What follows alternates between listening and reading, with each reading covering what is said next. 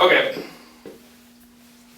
Most investors think that the way you buy deals is get a realtor, find something that's listed on the market or the MLS, and start putting in offers. That is the way to find deals, but there are other methods to locate properties and find deals that I think were equally, if not more, effective.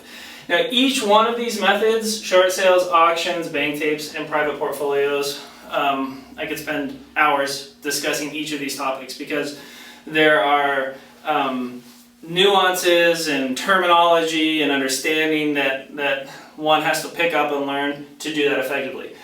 So, for example, we buy a lot of properties here in Indianapolis at auctions, but we buy them at foreclosure auctions, tax auctions, private auctions. There's all sorts of different types of auctions, and each one of those types of auctions has its own set of rules, its own set of deposit requirements, its own set of players here in the local market, its own set of written and unwritten procedures. And so the learning curve on that can be enormous and can be very costly if you don't navigate that correctly. But I want to give kind of a brief overview on each of these, just touch on them to give you an idea of what they are and that they're out there. So short sales is actually a method that is an MLS-based buying for the most part. And probably the best way to explain it would be just to give a short example.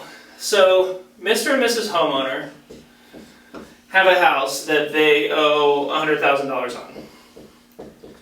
They have to sell the house. Maybe they're relocated, maybe they just can't afford to pay it anymore, and the market value on that home has dropped. Now, determining what that market value is can be tough, but let's say you as an investor come in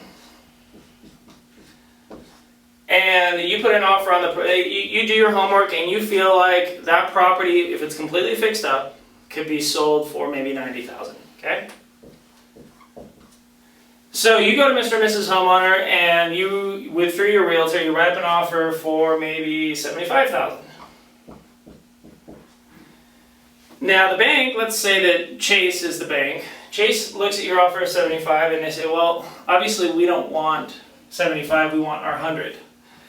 But the reality is in this market that we're going to have to take a loss on the deal. And at least that is one in the hand, that's 75 grand we can get.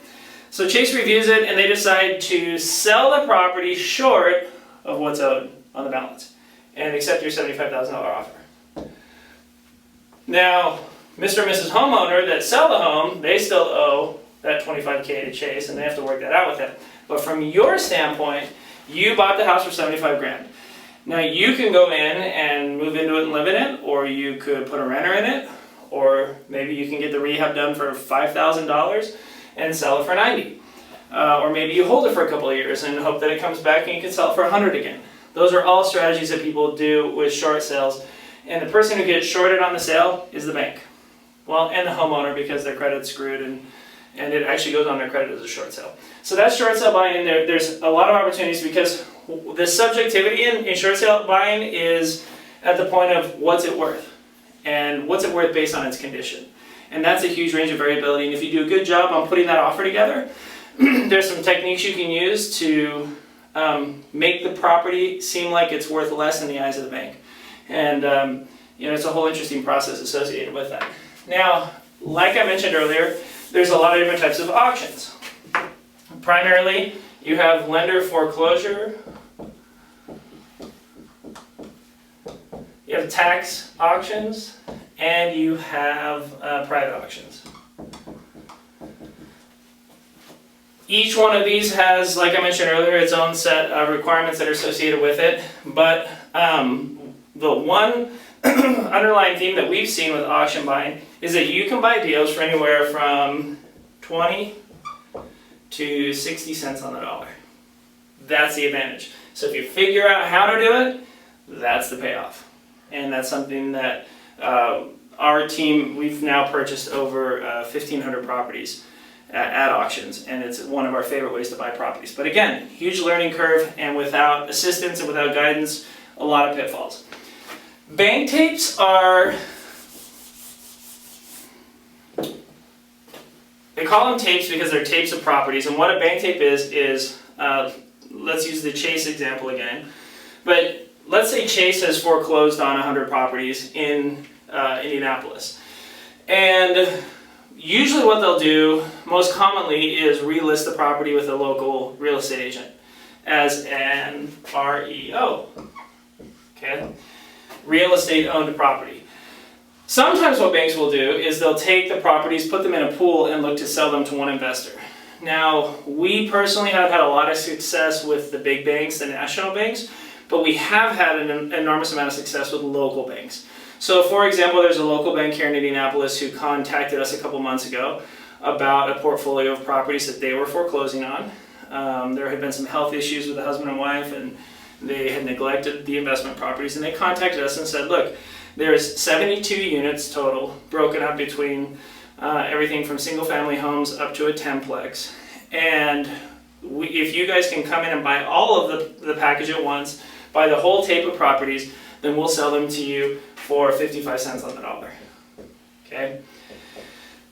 So think about that kind of an opportunity where you can, unlike at the auctions, you can get title insurance, you have time to go through the properties and do your due diligence, and buy a huge chunk of properties all at once. So bank tapes are something that we see investors all over the country having success with, provided they are working with local banks. And you can get to the point where that person in the local bank who is in charge of handling the REOs will email, call, or contact you directly, almost as soon as they start to go through the foreclosure process with someone, because they really don't want those assets on their books.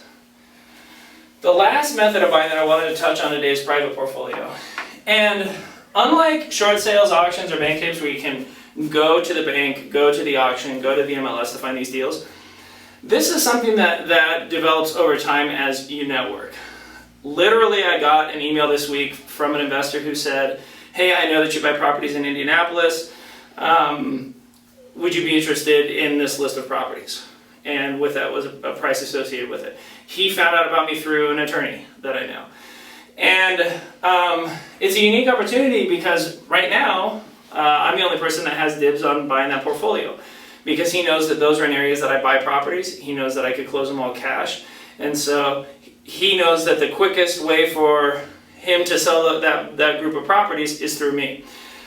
We see private portfolio opportunities from investors who just got in over their head, going through divorce, getting too old, don't want to mess with it anymore, and they've accumulated these portfolios over time. And again, phenomenal opportunity to get really steep discounts on these deals. Generally, we're able to buy them from anywhere from 40 to 75 cents on the dollar. It just really depends on the condition and the size. So one other common thread that you'll see with any of these buying structures is that cash is king. Now, in the case of bank tapes and auctions, you can't get a loan. You have to have cash ready. You have to buy, at the auction. You have to buy directly from the bank cash. But when you combine the buying power of cash with the ability to apply your network and your market knowledge to these systems, you can get phenomenal deals. And you can literally get deals for 25, 30, 40 cents on the dollar compared to a typical MLS deal where the best you're going to hope for is maybe 75, 80 cents on the dollar. And that's why you want to get into these, to find deals, and that's why it pays to learn about each one of these and the systems associated with them.